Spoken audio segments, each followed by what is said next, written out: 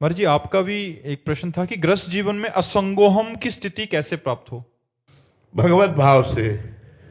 मेरी माँ के रूप में भगवान, मेरे पिता के रूप में भगवान, मेरे पुत्र के रूप में भगवान, मेरी पत्नी के रूप में भगवान, चराचर जगत के रूप में भगवान। जब भगवान देखते हैं तो अनुराग होता है, और जब शरीर देखते हैं तो मोह होता है, राग होता है। मोह और राग दुर्गति कराता है और अनुराग सदगति कराता है। हम माँ को माँ मान के प्यार करें और फिर माँ को भगवान मान के प्यार करें, कितना बड़ा अंतर रहेगा।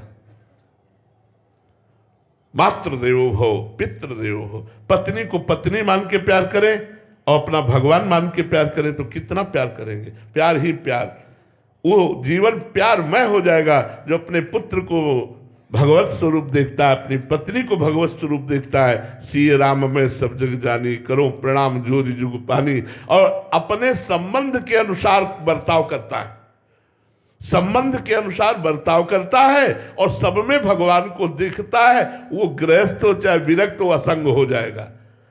और जो असंगता का मतलब एकांत में बैठे रहना, तो इस भूल में मत रहना। संग मन से होता है।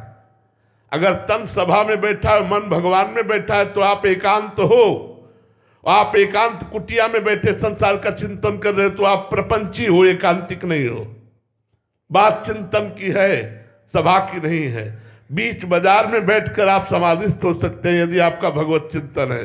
और भगवत चिंतन ठीक नहीं है तो गंगा यमुना के किनारे भी प्रपंच का ही चिंतन करोगे बैठे। इसलिए असंगता भगवत भाव से आएगी। अगर हम गृहस्थ में रहते हुए जिससे मिले पहले उसमें भगवत दृष्टि करें तो हम असंग हो जाएंगे। अगर व्यक्ति दृष्टि रखेंगे तो फंस जाएंगे, भगवत दृष्टि रखेंगे तो असंग हो जाएंगे। अरे जी, हमारा भाव भगवत भाव है और सामने से प्रतिकूल भाव है, तो फिर कैसे? कोई फर्क नहीं पड़ता, कोई फर्क नहीं पड़ता, क्योंकि मैं अपने प्रभु से अनुकूलता नहीं चाहता। मैं प्रभु की सेवा करना चाहता हूं। पुत्र रूप में प्रभु आए, जरूरत पड़ेगी डांट लगाएंगे क्योंकि मेरा कर्तव्य है, लेकिन है मेरे भगवान। जब हम इस व्यवहार में चलेंगे तो प्रतिकूलता हमें खलेगी ही नहीं। पहले तो हम भाव धारण करें ना, तो हमें प्रतिकूलता और अनुकूलता दोनों से मतलब नहीं रह जाएगा।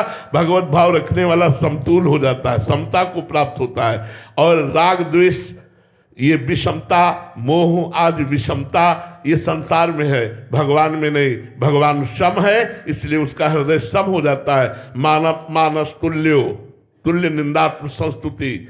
स्तुति और निंदा में, मान और अपमान में उसका हृदय सम होने लगता है, जो सम में भगवान का दर्शन करता है।